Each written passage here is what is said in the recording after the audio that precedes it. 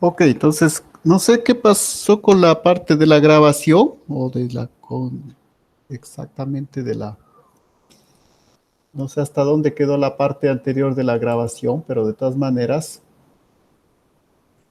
voy a continuar, ¿no? Con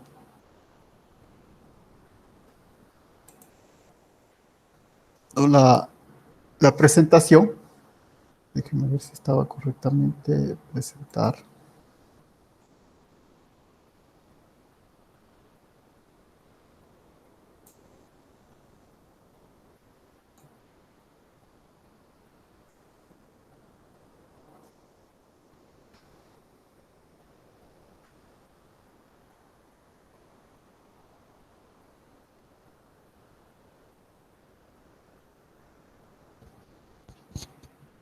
Entonces, como decía, la idea es ir pensando un poco en el examen.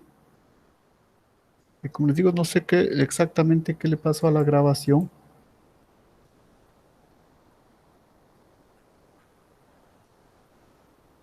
Pues bueno, si no, de todas maneras siempre tenemos nuestras diapositivas. Entonces aquí la idea sería ya ponernos a diferenciar entre lo que pasaría en la ciencia básica, ¿no? Pues donde los controles morales necesarios son más pequeños que los que se necesitan para un problema ya de ingeniería aplicada, ¿no?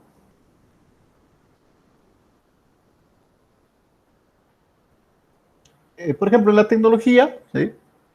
No son solo algunos de los medios de conocimiento que pueden ser impuros, es decir, no generar contaminación, sino hay procesos tecnológicos íntegros que son moralmente objetables, que no son aceptables dentro de lo que se considera un dilema ético, ¿no? Por ejemplo, es malvado realizar investigaciones sobre dejolación de bosques, sobre envenenamiento de reservorios de agua, mutilación de civiles, tortura de presos, manipulación de consumidores o votantes, ¿no? Porque este tipo de conocimientos únicamente puede ser utilizado para fines que se consideran malos. Entonces, no son justificables bajo ningún tipo, ¿no? Como podríamos decir que es en el caso de la minería. Entonces, a diferencia de la investigación en las ciencias básicas, la tecnología puede ser una bendición o una maldición. Entonces, hay un dilema tecnológico aquí de aplicación de la ética a la tecnología. En nuestro caso, hacia una geoética. Por esto es preciso someterla a controles morales y sociales, que es algo que generalmente no todo el mundo va a estar de acuerdo, ¿no? Pues, no, yo quiero abrir una mina donde yo quieras, sin ningún control. Pues no, eso precisamente no es lo que se busca dentro de la geoética, ¿no? Hay una necesidad de un control para eso. Y por lo tanto, aunque no sea bastante, no baste, es preciso que tanto los tecnólogos como los filósofos se tomen más a pecho la construcción de una tecnoética, ¿no? O en nuestro caso específico de una geoética. ¿De acuerdo?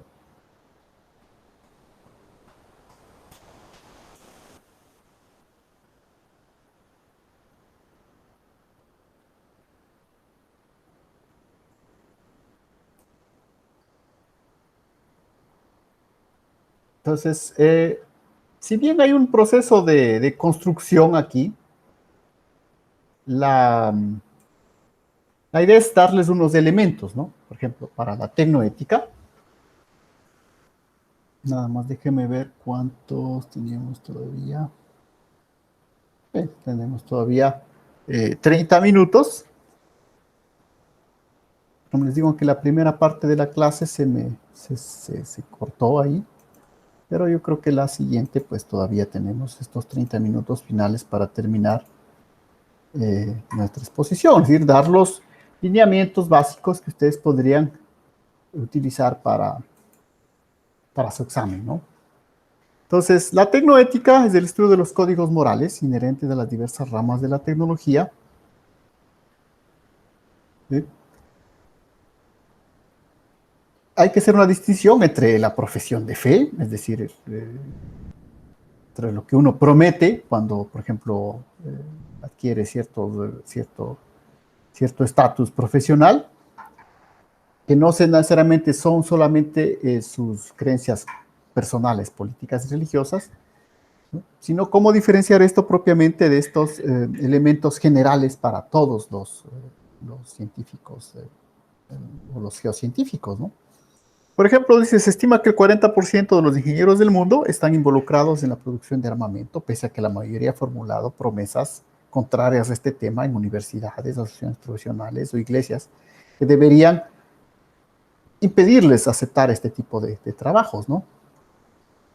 Toda actividad humana es controlable o criticable a la luz de un código de conducta, que es moral y en parte legal. Entonces eso hay que entender, ¿no? Hay una parte moral en un código de conducta y hay otra parte legal. Nosotros, las dos cosas generalmente son las que nos interesan, ¿no? Una parte que incluye una moralidad, algo que no va a ser sancionado por un juez, por ejemplo. Pero sabemos saber que muchos de esos temas geoéticos ya han sido incorporados a códigos legales que si nosotros los transgredimos, pues vamos a sufrir una sanción, ¿no? Ahora, aquí obviamente hay dos procesos que generalmente se han utilizado para justificar la aplicación o la mala aplicación de la tecnología. Por ejemplo, el hombre está separado de la naturaleza y es más valioso que esta. El hombre tiene derecho, y acaso el deber, de someter a la naturaleza a su beneficio. Verán que estamos considerando que son temas que no se corresponden actualmente a lo que corresponde a una geoética. El hombre, bueno, por decir el hombre como ser humano, ¿no? El ser humano no es responsable de la naturaleza. Puede proteger a su hermano, por ejemplo, metiéndolo preso, pero no es el guardián de la naturaleza. La tarea suprema de la tecnología es alcanzar la explotación más completa de recursos naturales y humanos, o sea, maximizar el Producto Nacional Bruto al menor costo posible, sin importarle nada más. Los tecnólogos y técnicos son moralmente irresponsables, es decir, no tienen una responsabilidad moral. Sus deberes es desempeñar sus tareas sin dejarse distraer por escrúpulos éticos o estéticos. Estos últimos son de responsabilidad exclusiva de quienes formulan la política tecnológica. Y aquí es obviamente el principal problema de la geoética, ¿no? En la cual los temas éticos, los ingenieros lo tratan de pasar al político, ¿no? Al administrador, al que le contrató. Y bueno, me contrataron, yo hice simplemente mi trabajo. Pues no, precisamente esa es la idea, ¿no? Verán que estos 5 puntos que están aquí son los que consideramos que debemos cambiar, ¿no? Debemos variar. Entonces, estas máximas constituyen el núcleo de la tecnoética que ha prevalecido hasta ahora en las sociedades industriales. La propia tecnología no justifica dichas máximas, sino que éstas han servido para usar y abusar de la tecnología. Esta moral no se ha desarrollado dentro de las ciencias o de la tecnología, sino fuera, por ejemplo, en religiones, ideologías o filosofías, en particular de aquellas que consideran el desarrollo industrial como un fin y no como un medio. Entonces aquí tenemos que tener nuestros primeros elementos de reflexión, por ejemplo, si pensamos que el desarrollo industrial es correcto, pero que no es el fin en sí de la sociedad, sino es el medio que utiliza la sociedad para alcanzar ciertos fines mucho más interesantes, importantes y de mayor altura que los fines que han sido o han guiado al desarrollo científico y tecnológico de las sociedades, al menos hasta mediados del siglo XX, ¿no? Donde se empezaron a dar la discusión de estos temas que estamos haciendo. En los últimos años hemos comenzado a dudar de esta tecnoética que pudiéramos llamar desarrollista, porque hemos comenzado a sospechar que justifica un lado oscuro y destructivo de la tecnología, ¿no? Entonces, la idea es precisamente cómo podemos nosotros desarrollar una nueva ética de la tecnología.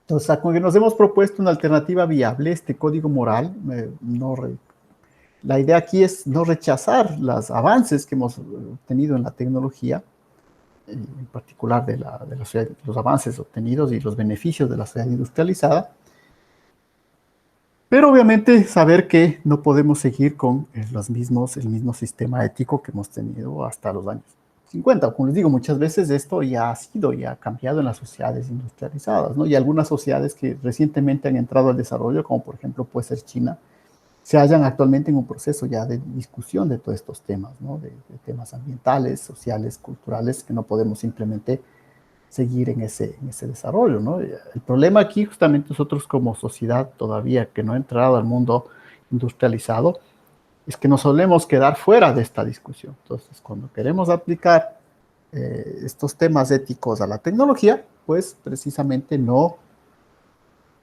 lo hacemos de la mejor manera, o tomamos una reflexión que ha sido hecha 100 y hasta 100 o 200 años antes, ¿no? O sea, no podemos tomar esa reflexión, debemos utilizar los temas que se están discutiendo actualmente. Es como la ciencia, si queremos estudiar la ciencia, vamos a estudiar lo último de la ciencia. Es lo mismo con los valores éticos, ¿no? Los valores geoéticos. No podemos pensar en aplicar los valores que tenía la escala de valores que había hace 150 años en las sociedades industrializadas. Hay que aplicar las que se están aplicando.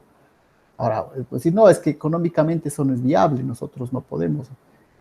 Precisamente es el trabajo del ingeniero, del tecnólogo, solucionar, buscar cómo podemos nosotros aplicar eso a nuestras propias realidades, ¿no? Es tiempo de estudiar una nueva ética de la tecnología que involucre metas diferentes y que se base en el conocimiento de la naturaleza y de la sociedad. Conocimiento que apenas existía cuando se formó el código anterior, o sea, a principios del siglo XVII. Verán que todo esto viene del siglo XVII. Esos 5 puntos, como les digo, que nosotros debemos sobreponernos o sobrepasar. Y deseamos conservar la mayor parte de la tecnología moderna y estimular su avance, al tiempo que se minimicen sus componentes nocivas y sus aspectos laterales negativos. Debemos esforzarnos por diseñar y poner en práctica un código moral para la tecnología que contemple todos los procesos tecnológicos y sus repercusiones, tanto a nivel individual como social.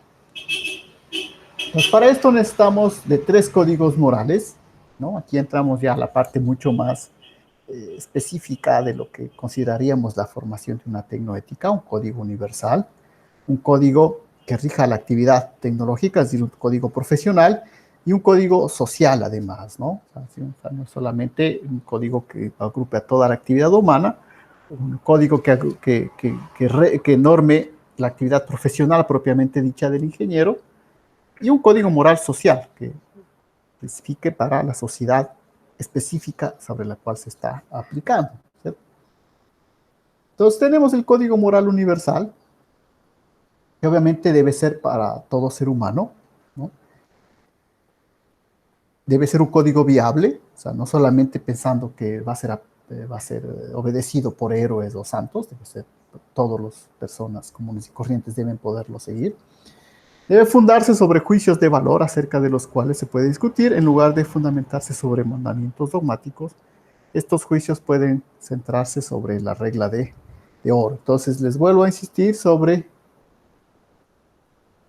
estas 3 principales elementos de discusión que les estoy presentando, ¿no? Estas 3 reglas, si ustedes quieren, sobre las cuales sería interesante que ustedes preparen el examen, ¿no? O sea, ¿cómo aplicamos estas 3 reglas específicas para justificar o no justificar, esa sería la idea, una explotación minera, por ejemplo, ¿no? Sin interesarnos si es precisamente en un parque nacional, ¿no? Sino cuáles son los elementos éticos que nosotros los cuales podemos partir. Dando al menos de punto de partida, estos 3 están acá, ¿cierto? En esta parte del dilema moral. Entonces tenemos estos 3 elementos, nos van a servir para preparar lo que sería nuestro examen, ¿sí? Consistiría en utilizar estos 3 temas. Como les digo, los 2 primeros creo que no deberían tener demasiada discusión. Quizá el tercero pueda entrar en discusión. Tanto como para utilizarlo para justificar nuestro trabajo de explotación minera, como para oponerse a él, ¿cierto? Pero los otros 2, pues, deberían ser siempre posibles, ¿no?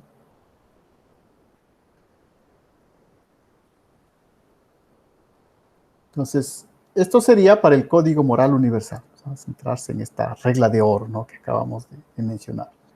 Para el código moral individual, debe incluir un código moral de la ciencia, ¿sí?, un conjunto de normas morales para asegurarse la búsqueda y diseminación de la verdad, pero también debe tener en cuenta problemas morales característicos que enfrentan el tecnólogo empeñado en alcanzar metas no cognoscitivas, es decir, entender una vez más qué quiero decir con esto de metas no cognoscitivas, que no necesariamente la ingeniería aplicada a la tecnología pues busca el conocimiento de la ciencia, ¿no?, sino que puede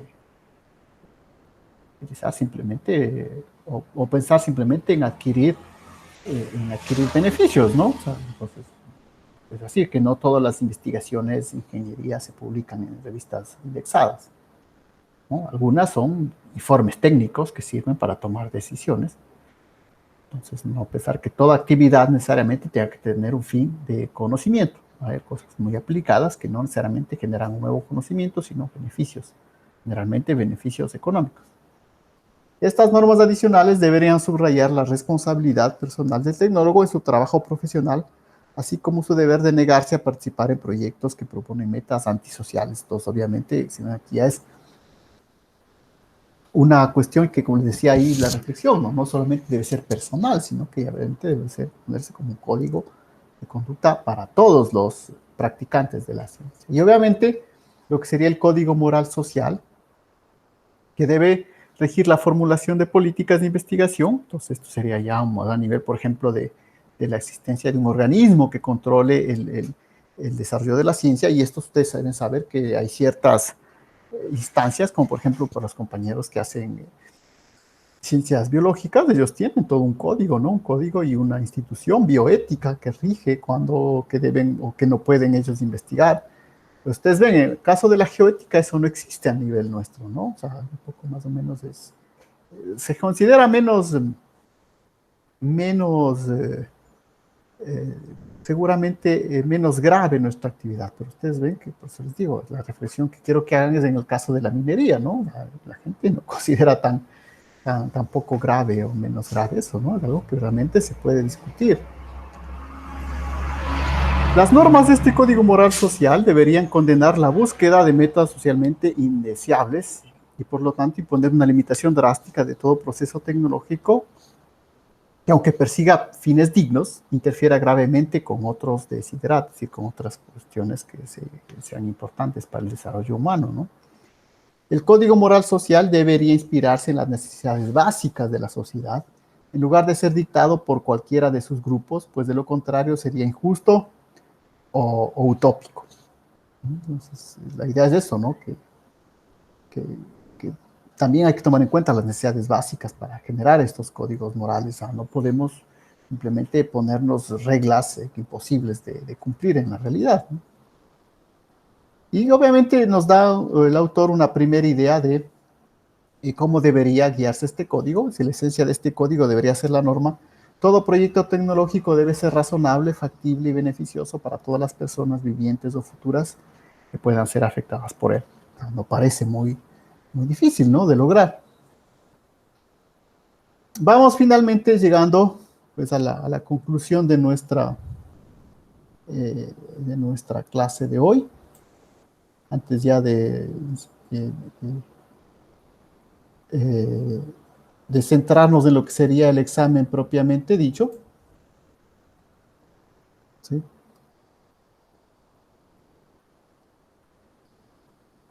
Conclusión.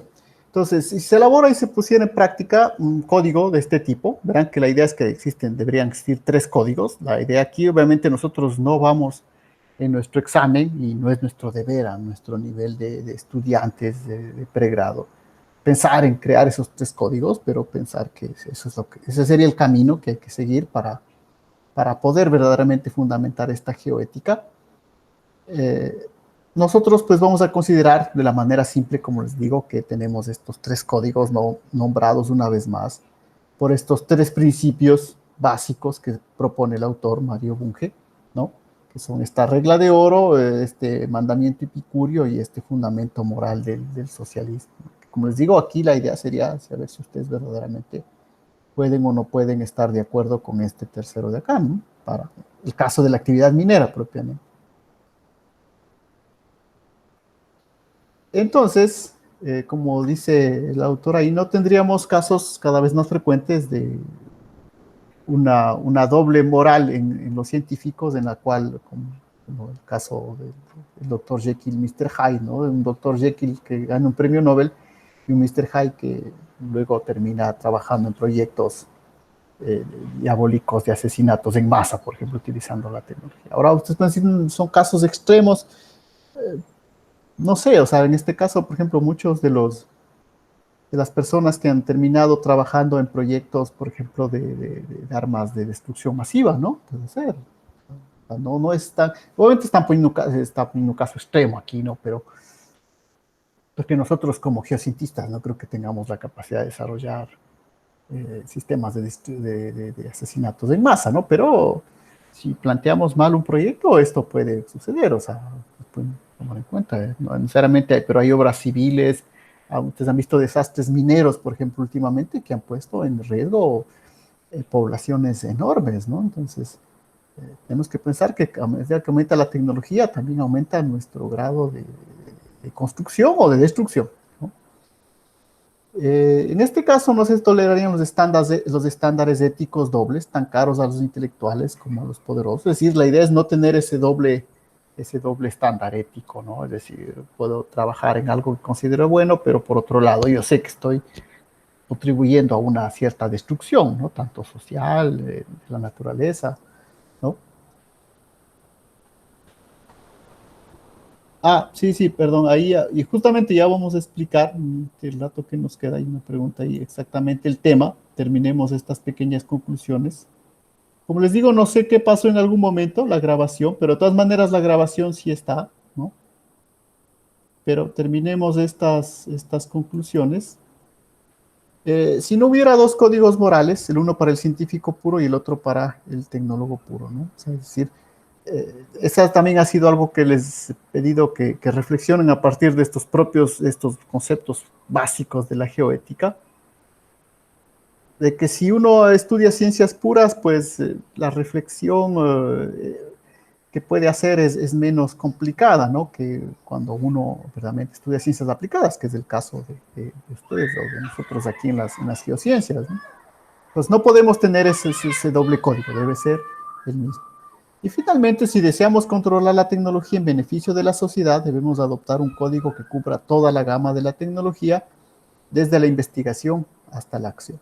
Entonces, verán que estas diapositivas, repasado brevemente, vuelvo por si acaso a la diapositiva inicial, ¿no? Verán que es la base, yo lo he tomado de aquí, ¿no? Estos dos libritos. A mi labor, como siempre, es hacerles un resumen. O sea, estos libros cada uno tiene más de 100 páginas, entonces no les puedo mostrar todo.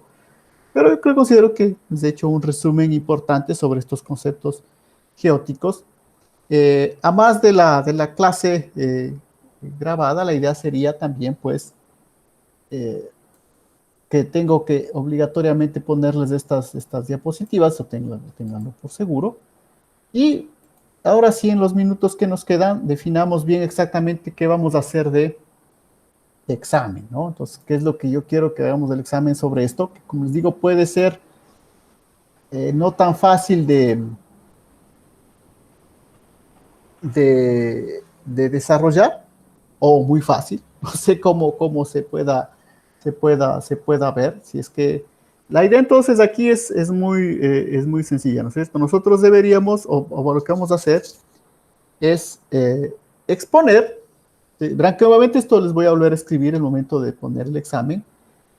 Obviamente el examen les voy a poner el día miércoles en la hora que corresponde a la clase, ¿no? Para que corresponda a la clase que estamos haciendo. Eh, pero para que puedan avanzar, porque yo sé que igual tienen otras varias materias, etcétera, y otros exámenes. Entonces, para que puedan organizar un poco su tiempo, la idea de este tema de la geoética es simple. Eh, yo les voy a enviar, obviamente, un documento de base para que lo revisen, además de estas diapositivas también. Y la idea sería plantearnos tres argumentos, ¿sí? La idea sería claramente tres argumentos a favor, tres argumentos éticos, obviamente, éticos, a favor, tres argumentos a favor y tres argumentos en contra de la actividad de la minería, ¿sí? Entonces, yo creo que es posible, tres, ¿no? Obviamente, la idea para esos tres argumentos es no solamente fundamentarlos, sino obviamente fundamentarlos con algún refuerzo bibliográfico, ¿no? Es decir, en función de este argumento que sale de tal autor, pues se podría estar a favor de la minería. Verán que yo no les he puesto muchos temas más de reflexión, porque este es un tema amplísimo, ¿no? Por ejemplo, un elemento de reflexión ética que se desarrolló bastante en nuestra sociedad, al menos en el Ecuador, fue esta ética del desarrollo sustentable, ¿no? Que tenía una expresión inclusive en el nombre quichua del Sumak Kausai, era posible hacer eso. Bueno, hay muchos textos ahí, ¿no? Entonces, hay muchas obras que precisamente están a favor o en contra de una actividad minera. Entonces, la idea es, como les digo, parece fácil, ¿no? Simplemente me planteo la minería, tres argumentos éticos a favor, tres argumentos éticos en contra de la minería. Porque, digo, aquí la idea no es ya llegar a una conclusión, ¿sí? Eso sería interesante exponerlo, hacer una especie de plenaria en la cual todos pudiésemos, los veintitantos que somos aquí en esta clase, pudiésemos exponer nuestros argumentos. Yo, como les digo, les he expuesto los que pueden ser los argumentos que yo considero como punto de partida, ¿no? Esta filosofía científica de Bunge, de Mario Bunge, pero esos son unos argumentos de partida, ¿no? Existía, yo les mostré tres principios básicos, ¿no? Les vuelvo a insistir, si quieren el resumen de todo esto, todo se puede resumir en estos tres principios básicos que son los que propone Bunge, que están en la diapositiva 12, ¿sí ven? Entonces, Bunge propone estas tres. Entonces, si yo quisiera justificar la minería, utilizaría estas tres reglas, ¿no? Obviamente aplicándolas al caso de la explotación de minerales, ¿no? Y de la misma manera yo podría buscar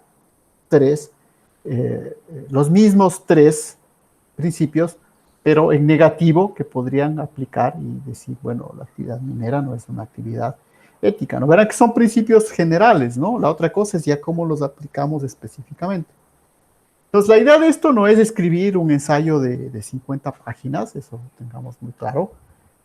La idea es escribirlo un poco como yo les estaba mostrando en las diapositivas, ¿no? A nivel de aforismos, es decir, todo esto debería entrar en una página, ¿no? Una página de formato A4.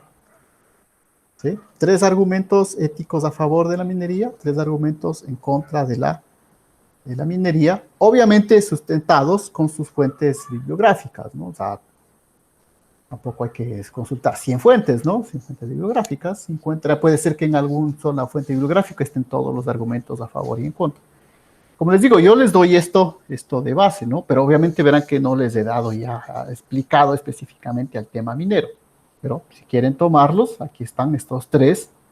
Estas son las referencias, por si acaso. Entonces, ¿qué pondría yo de referencias? Bueno, estos libros, ¿no? De aquí, ¿no? Ética, Ciencia y Técnica de Mario Bunge, Epistemología de Mario Bunge. Entonces, explicaría simplemente mis tres temas, la diapositiva 13, ¿no? Perdón, era la diapositiva. Ciencia.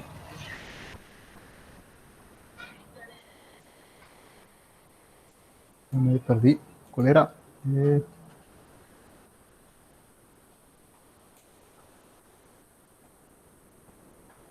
Era la diapositiva 12. ¿Sí? Entonces, en la diapositiva 12 yo tengo tres normas éticas que me permitirían justificar mi actividad minera, o negativamente las mismas tres normas me podrían ayudar a oponerme a la actividad minera. ¿Sí? Entonces, una, dos, tres, aplicadas, ¿no? Aquí verán que está puesta obviamente en forma general, por eso es el trabajo. Y obviamente mis referencias serían estas, pero ustedes tienen abiertas muchas otras referencias que podrían utilizar para fundamentar, como les digo, este pequeño examen. Entonces, por eso como les digo, es un tema diferente, no es el mismo tipo de ecuaciones, de teoremas que hemos estado viendo en el resto de los temas, pero de todas maneras es una reflexión que es importante que la hagan en este momento, ¿no? Y forma parte de nuestra carrera, ¿no? Así que, insisto, ¿no? De aquí a un momento ya les subiré las diapositivas, también la parte del video, que no sé, en algún momento vi que había dejado de, ¿qué es el problema cuando se están mostrando las diapositivas? Esta cosa no me indica que creo que se había desconectado, pero se estaba grabando, ¿sí? Entonces la grabación está ahí. Además de eso, tiene las diapositivas, sobre las cuales pueden partir para realizar este examen que, como les digo, lo podrán subir a partir de la hora del día miércoles, ¿no? Bueno, eso, creo que es eso. Hasta ahí seguiríamos nuestra clase. Siempre podemos avanzar más, pero dado nuestro tipo de curso y de formación que estamos realizando, pues en modo, esto es lo que tenemos actualmente. Entonces, no sé si queda con eso un poco claro el compañero Freddy que había preguntado sobre el examen. Mire, aquí Sí, había otra profe. cosa. ¿Sí? Sí, pero había una pregunta, decía David, dice, no se está viendo nada de la presentación, pero... La última. Sí, sí, perdón, disculpen, claro, es que al final... Sí, perdón, aclaremos. Claro, las últimas yo les estaba hablando de las diapositivas y claro, no estaba, pero entonces terminemos rápidamente aclarando. Yo les estaba hablando de las diapositivas, pero no las estaba mostrando porque otra vez ya habías... A ver, entonces terminemos rápidamente. Presentar pantalla. Eh, va, va, va.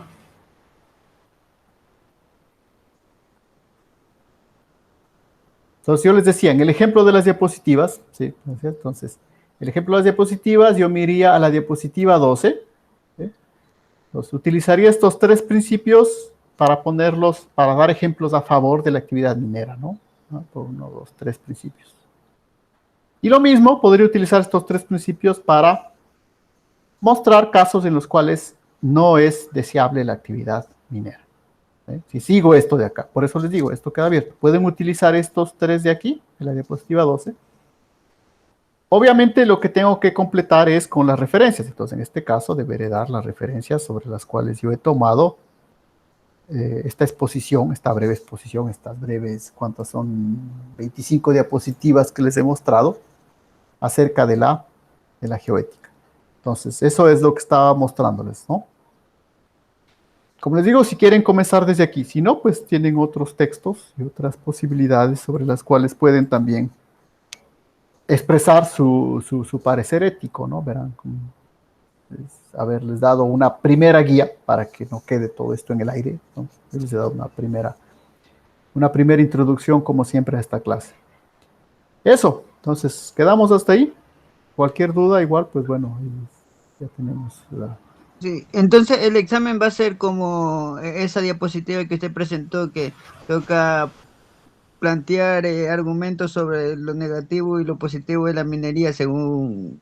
Tres argumentos a favor, éticos, ¿no? ¿Verdad? Pero son argumentos éticos, ¿no? Porque también podemos poner los argumentos económicos, esos en este caso no nos interesa. Comentan los argumentos éticos, ¿sí? A favor y tres argumentos éticos en contra de la minería. Entonces, obviamente, mi labor ahí va a ser calificarles a ver si realmente el argumento que están poniendo es un argumento ético, porque lo primero que puedo decir, claro, estoy a favor de la minería. ¿Por qué? Porque, pues, bueno, voy a obtener mucho dinero. Pero ese no es un argumento ético, precisamente, ¿no? Por eso les pongo esos tres ejemplos de argumentos éticos. Pueden utilizar los tres, o pueden utilizar dos, o uno de ellos y buscar otros dos. Entonces, ¿sí? Ahora, esos mismos argumentos éticos se pueden poner en negativo y para oponerse a la minería. Por eso les digo, esta parte pues serían, sino tres a favor, tres en contra y las referencias, ¿no? Que utilicen. Y eso no debería ir más de una página, por favor, porque tampoco vamos a escribir libros, ¿no? A ser muy concisos, al final somos de ciencias exactas, ¿no? Nos interesa escribir ensayos de 20 páginas. Sería deseable, pero aquí en nuestra formación no. Aquí, o sea, nosotros escribimos informes técnicos, ¿no?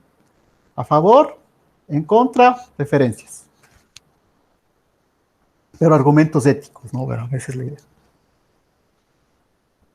¿De acuerdo? Sí, muy Bueno, claro.